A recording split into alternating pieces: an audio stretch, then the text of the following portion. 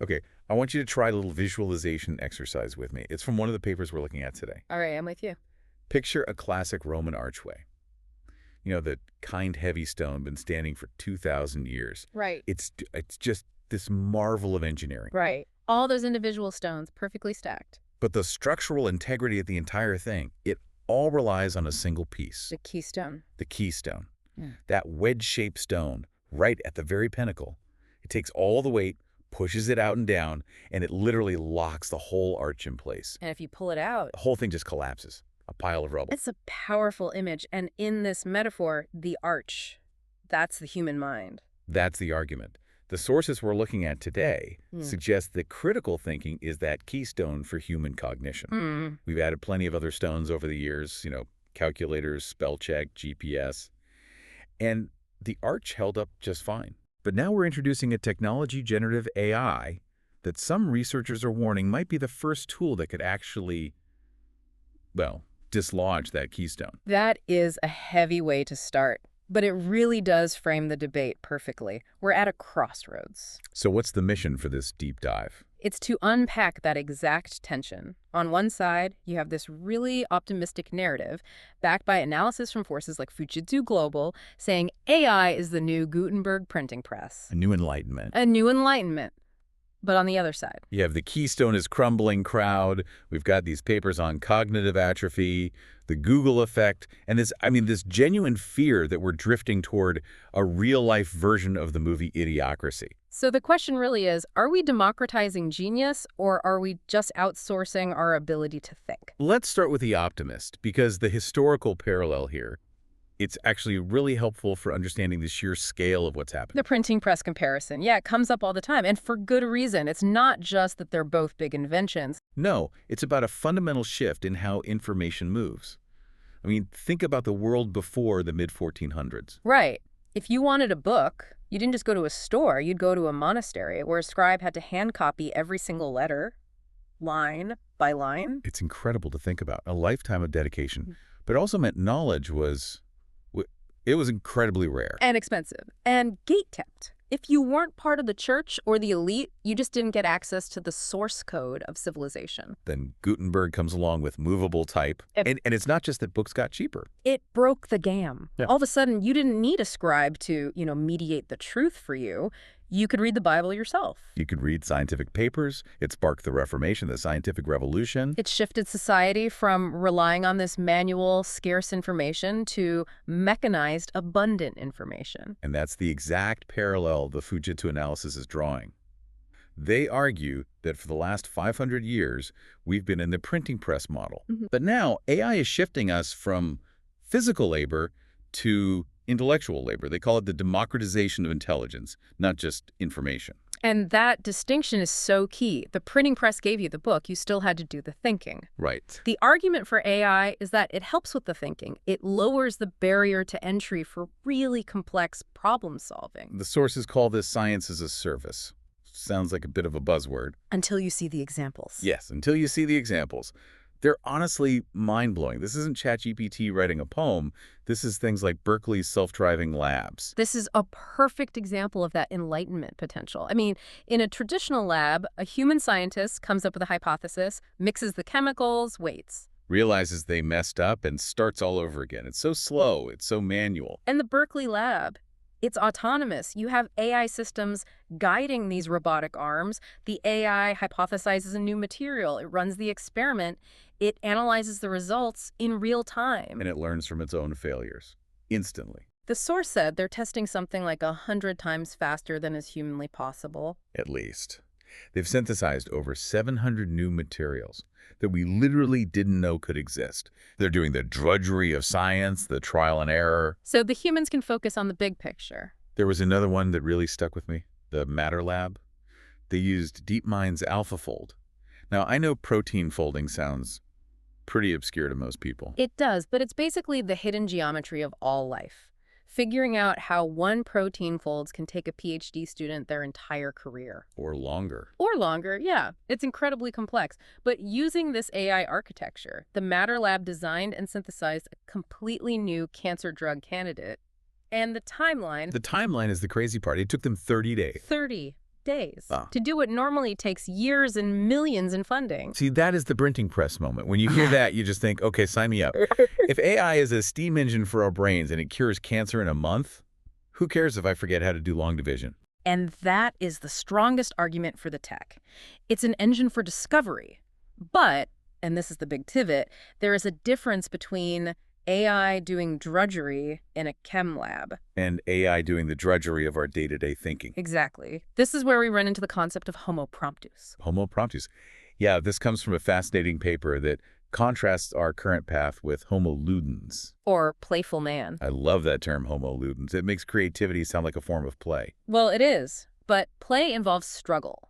Historically, human creativity, writing an essay, coding something, painting, it's been an internal battle. Right, you try an idea, it's terrible, you hit a wall, you get frustrated, you try another angle. And that friction is actually where the learning happens. That's how you reinforce those neural pathways. So writer's block isn't a bug, it's a feature.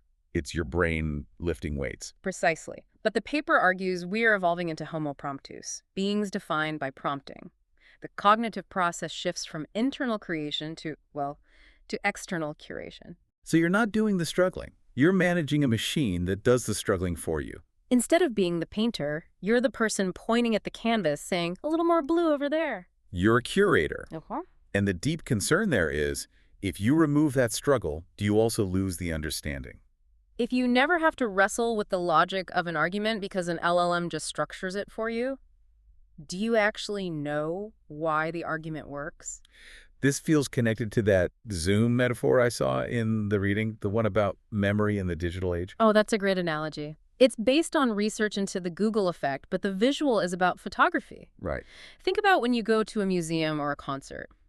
You pull out your phone, you snap a picture. All the time. I do it because I want to remember it. But the research suggests the opposite happens. The act of taking the photo tells your brain, okay, the device has this, I can purge it. Oh. You get the wide shot, you have the file, but because you didn't just stand there and actively focus or zoom in with your own eyes and attention, you don't form a strong memory of it.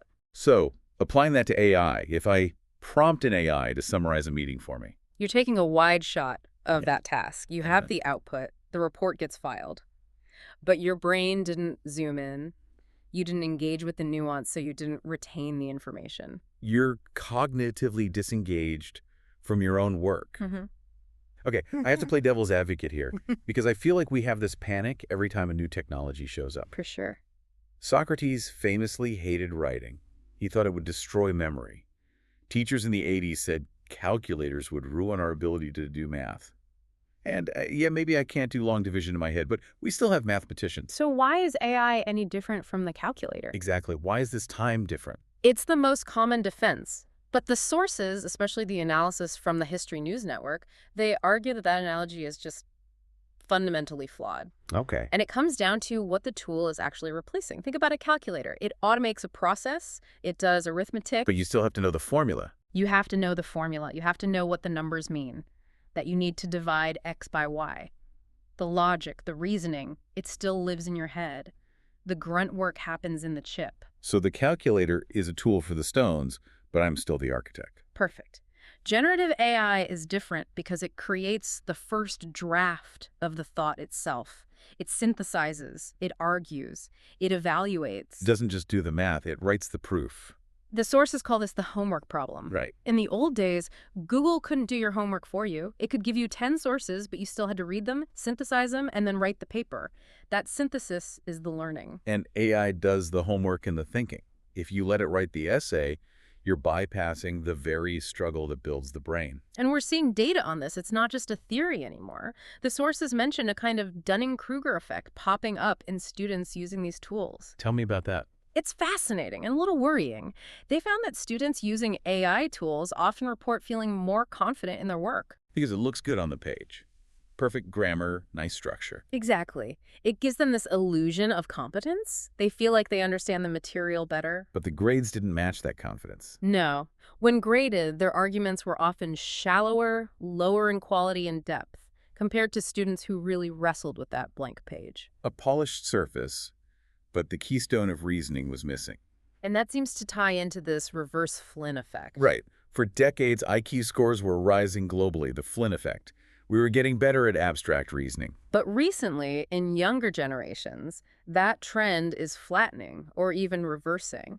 And the hypothesis is that this cognitive convenience, having answers instantly, is leading to a form of atrophy. And there's another layer to this atrophy that I found really unsettling. This idea of mechanized convergence. That's a fancy term for a very simple reality. I'd call it beigification. Beigification, I like that. Think about how these models work. They're trained on the internet, the massive statistical average of human output. Their entire goal is to predict the most likely next word. So by definition, they gravitate toward the mean. They produce the most average, acceptable, standard response. So if I use AI to write my emails, and you use it for your replies, and students use it for essays, We all just start sounding the same. we regress toward the mean. We lose divergent thinking. We lose the weird outlier ideas, the messy thoughts that actually drive innovation forward. I've noticed this in my own writing. I'll see a suggestion and think, well, that sounds more professional. But what I really mean is it sounds more generic. That's the AI assessment effect. We're subconsciously training ourselves to mimic the machines. We strip out our own voice, our intuition, our weird idioms. Because we want to sound more data-driven or optimize our prompts. We are literally reshaping our own neural pathways to be more compatible with an algorithm. Which is the ultimate irony. We built the machines to think like us, and now we're learning to think like them. And that brings us, I think, to the big cultural fear. We have to talk about idiocracy. We do, and I know everyone listening has seen the memes. The movie came out in 2006. It was a comedy. Right, but the sources we're looking at aren't treating it like a comedy anymore. They're treating it like a warning label. The parallels are pretty uncomfortable. They bring up specific visuals. You know, the lazy boy that's also a toilet, or the character beef supreme. But the most relevant part for this discussion is why that society collapsed. It wasn't just that people were dumb. It was that they had outsourced their judgment. Exactly. Remember the Brondo scene? They're watering the crops with a sports drink. The crops are dying. There's a dust bowl. And when the main character asks why they don't just use water from the toilet, the cabinet members just repeat the slogan. It's got electrolytes. It's what plants crave. They don't know why they're doing it. They've lost the causal link. They outsource knowing to a corporate slogan. And the argument is, we're risking the same thing by outsourcing knowing to LLMs.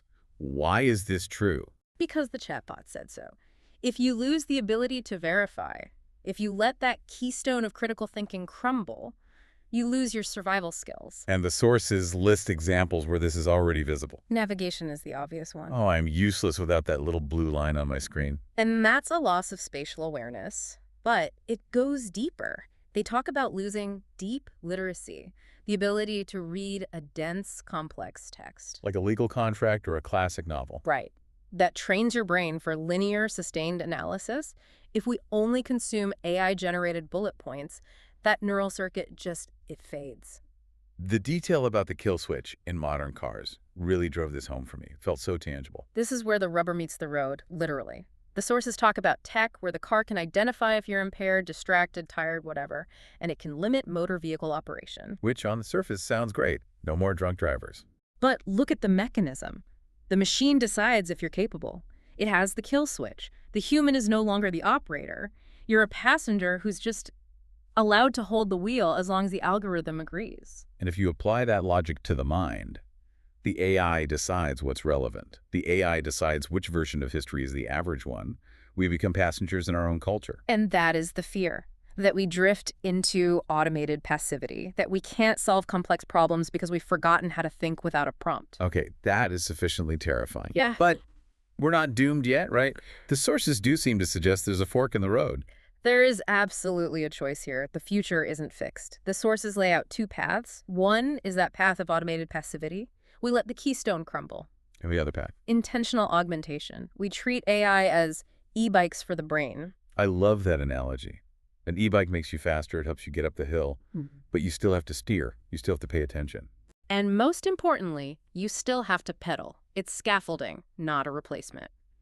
The idea is to use AI to handle the rote work, the data sorting, the initial draft, so you can push your critical thinking even higher.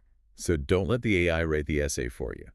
Let it critique your essay. Let it challenge your arguments so you have to make them stronger. Use it to create more friction, not less. Refuse to accept that first draft as the final truth. As we wrap this up, I want to leave everyone with one final thought from that Homo Promptus paper. It's about the muses. This stuck with me too. It's a beautiful, if a little haunting, way to frame it. Back in ancient Greece, creativity was attributed to the muses. You struggled, you worked, and then if you were lucky, divine inspiration would strike. It was a gift. It was elusive. It required effort.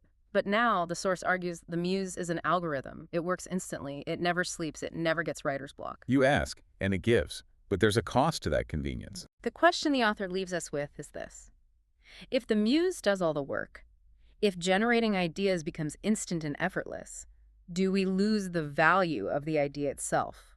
If we stop struggling to find the words, do we lose the ability to really understand what the words mean? Are we ready to be curators of our own culture, just organizing what the machines produce? Or do we still want to be the creators? That is the decision we're all making every single time we see that blinking cursor. A huge thank you for walking us through this. This was a lot to process. It was my pleasure. And to you listening, don't just take our summary for it. Exercise that deep literacy. The transcript and the full reading list are available in the show notes. Keep that keystone locked in place. We'll see you in the next deep dive.